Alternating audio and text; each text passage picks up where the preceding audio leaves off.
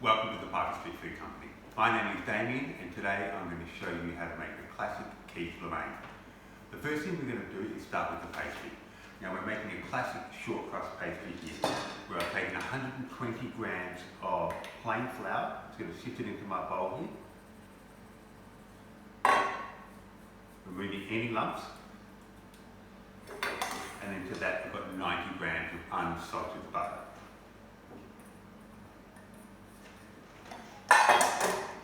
Pinch of salt, and then I'm just going to work that butter using the tips of my fingers into the flour until I achieve a fine crumb. Just using the tips of our fingers, like I said, to slowly work that butter into the flour, allowing it to fall back into the bowl. Right, we're getting close now, so I'm just going to take a little well in here and add my cold water. Cold water is important here because we don't want the butter to melt. We just simply want it to incorporate it into the flour. Now, as you see, I've just gone the one hand. That's important because if you put two hands in the bowl, the phone will ring. Okay, onto the bench. Taking a scraper and just a little bit of flour on my fingers here. I'm just going to slowly knead this dough just a few times here, just to make sure that all the ingredients are fully incorporated. And it's important at this point here, we don't want to overwork the dough.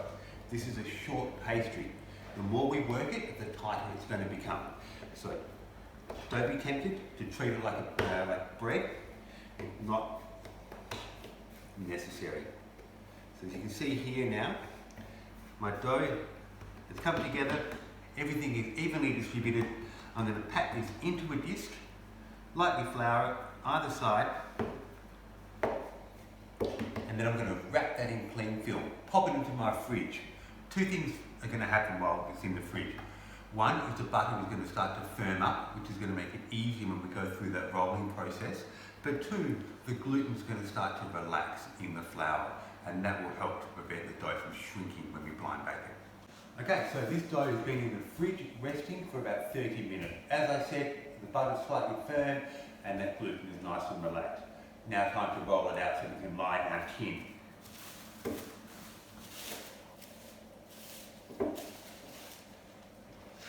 So in here, a little bit of flour on the bench. Not too much. We don't want to incorporate too much flour into the recipe. And now it's time to roll it out. It's important when we roll here, we're going to roll from the inside out. Inside out, inside out. Always starting in the middle and going outwards. And the reason for that is that puts the least amount of tension into the dough.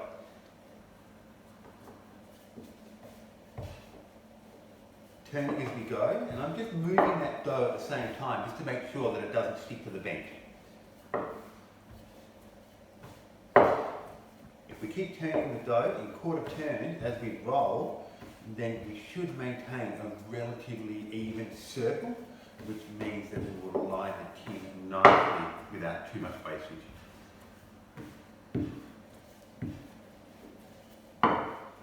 So here's my tin that we're going to be doing today. So I just use that just to measure to see how far out I need to roll this pastry. We're almost there.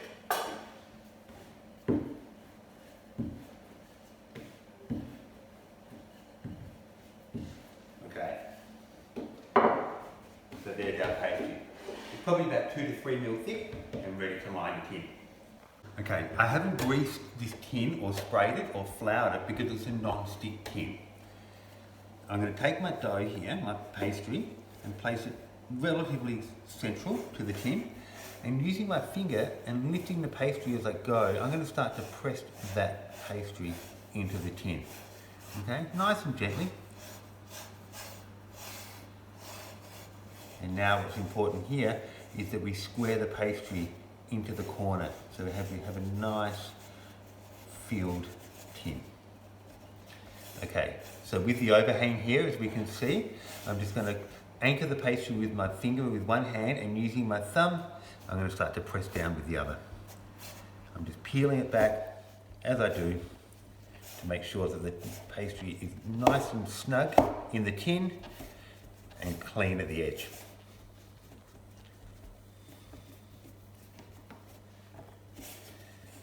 Finishing off here to make sure that it's tight in the flutes there. Now, before I put this into the fridge to rest again, I'm just going to take a fork and I'm going to dock the pastry. And this is going to allow steam to escape during the blind baking process so that the pastry doesn't bubble and rise in the middle. Okay, so now that's ready to go back into the fridge. Needs to rest again, firm that butter up, let that gluten relax before we blind bake it. Okay, so the pastry's been in the fridge now for about half an hour again to allow it to rest, and we're going to line it with paper, fill it with weights, ready for baking. I'm just using some baking paper here, and the weights that I have here, they're cannellini beans. I've used these 1,000 times, you can see by the colour of them. It could be chickpea, it could be rice, it doesn't matter, but what we do need is a nice even weight distribution across the bottom of the pastry to stop it from shrinking during the blind baking process. Into the middle. Pressing them down into the corner, I think that's important to make sure that it fills the tin all the way around. Okay. And now this is going to go into my oven here at 190 degrees for about 20 minutes or so. We'll then take the pastry, the paper and the beans out and just finish it off for a further 5 minutes just to dry that pastry out. Okay, so time has gone off. It's been 20 minutes. Time to have a look at the pastry.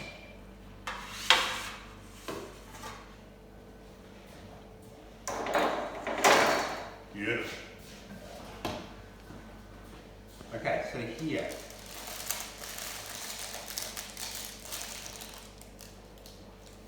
I'll remove my wax.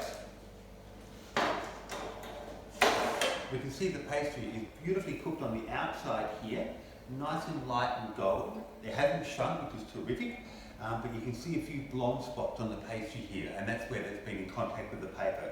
So back into the oven for another 5 minutes. Okay, so now while that's finishing in the oven, the pastry for the last 5 minutes of the cooking, to dry that out, I'm going to make the custard for the Quiche Lorraine and then talk through the filling that's going to go into it. So for the custard, I have here 250 ml of thickened cream, 3 eggs, Swiss cheese, Dijon mustard, and then in here a little bit of fresh nutmeg.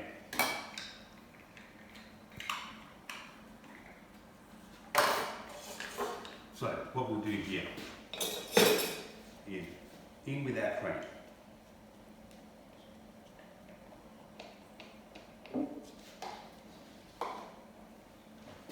I'll take my eggs.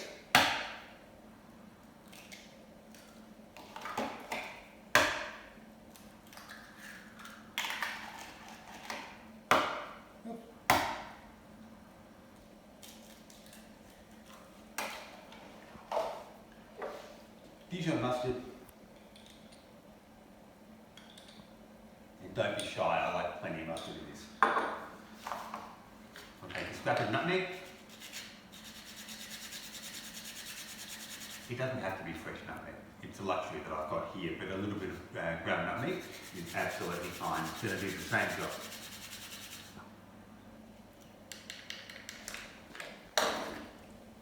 Salt.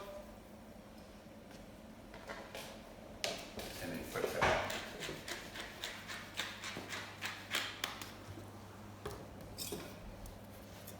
Time to whisk all that together.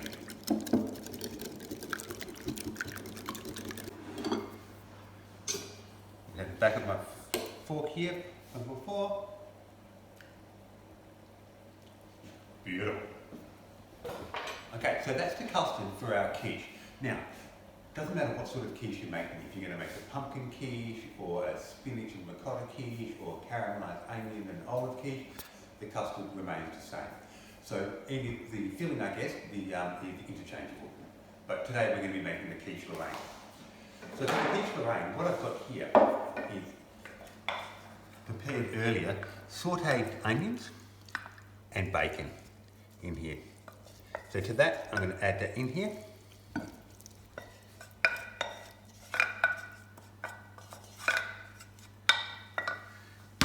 And I'm also going to add my Swiss cheese here. This is just an Australian Swiss style cheese. Gruyere if you've got it, but a beautiful Swiss cheese.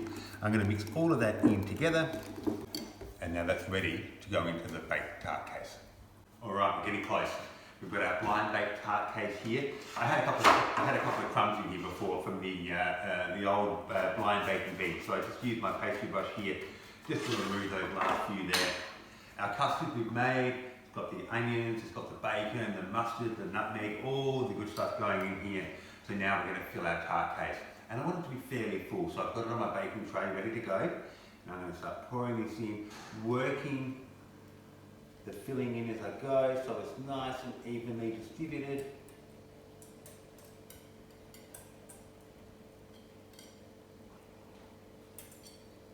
Nice a bit of bacon in there, let's not waste that. Look at that, the perfect amount. Now, I was smart enough to save a little bacon before, so I can use this to garnish the top. Now this hasn't been sauteed, but it's going in the oven.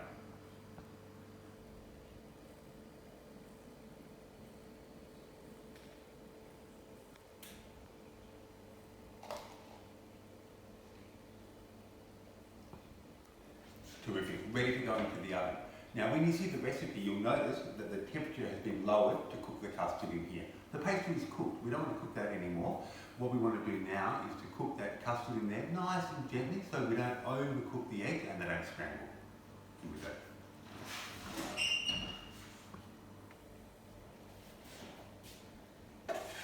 Okay, the time's gone off. Time to go down. Oh my goodness, look at that. Beautiful.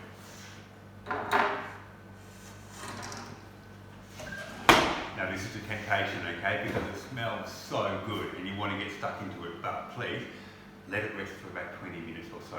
This is a beautiful soft custard.